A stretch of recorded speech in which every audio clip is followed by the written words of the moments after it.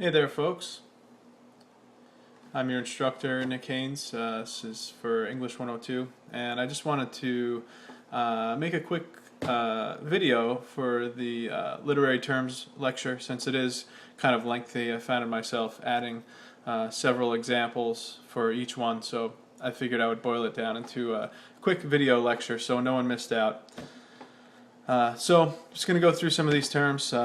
Sure, they're all pretty familiar to you, but they're important, especially as we get into performing our literary analyses and working on ways into these stories. We're going to want to really focus on these elements of them, so and the way they interact as well. So, the first term we're going to talk about is plot. As Atwood says in Happy Endings, it's a what and a what and a what. Now, plot is a sequence of events, but it's also more than that. As I mentioned in the lecture, Trey Parker, who writes South Park, says he changes this happens, then this happens, this happens, then this happens in his early drafts to, in his later drafts, this happens, but this happens, and therefore this happens. See, so it's a what and a what and a what plus the reasoning behind it, and that's what gives us plot.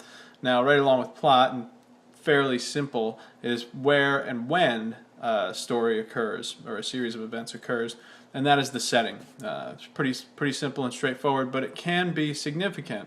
I've seen excellent literary analyses that deal solely with setting, with the time and place in which the events unfold of a story. So keep setting in mind when reading these.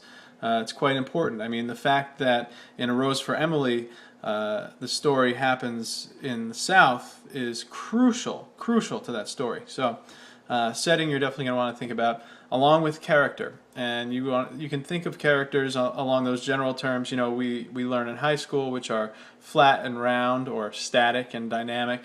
Basically, characters that change or undergo some sort of revelation throughout the story, and characters that stay the same.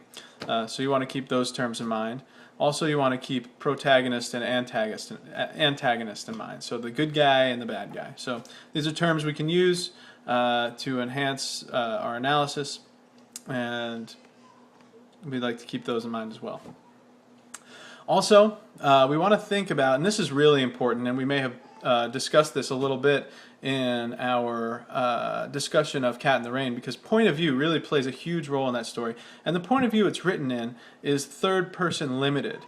In other words, it's told in the third person using he or she, in this case she, and it's shown that the events are shown through the American wife's perspective in that case, but only through her. So even though it's a step out of her mind, it's still shown through her. We know that she likes the innkeeper, for example. We don't know anybody else's likes or dislikes in the story, but we do know that she likes the innkeeper. So that's third person limited, and that's opposed to third person omniscient, where you get the point of view of the man, the point of view of the woman, the point of view of the cat, all in one story. Some writers do this. They jump from mind to mind. But in third person limited, again, it's one mind. That's opposed, of course, also to first person, where the story is told using I. So I did this, I did that. In Faulkner's Rose for Emily, it's told from the we point of view. It sounds like a town gossiping. Basically, that's what's going on in A Rose for Emily. So that's something to think about when looking at the story and thinking about and how we judge Emily, I think, as a person, as filtered through this this community of people talking and discussing. So that's character. And then we also want to think about symbol and symbolism, which we've also given a lot of lip service to at this point. So I'm not going to get too much into it, but I'd like you to think about stories in terms of symbol and symbolism. Famous symbol is with flies. Whenever there's a fly flying around a character, there's a good chance they're either going to die or kill somebody. So that's you know, it's a common use of that symbol of flies. They surround death. In Hemingway's Hills Like White Elephants, there's this beaded curtain that the female character in that story, Jig, keeps reaching out to, and that beaded curtain, some say, is symbolic of the rosary, and that she's saying prayers in that scene. And that's one way to interpret it, and a good way into the story if you take a look at that. There's I believe a link to it in that lecture. So those are some. So you definitely want to keep symbolism in mind. Also, now we're going to jump to figures of speech. So simile and metaphor are the big ones. Simile is a comparison using like or as. Your heart is like an overflowing ashtray. Or his clothes slept on him as if they were his lover. As if, like or as. That's a simile.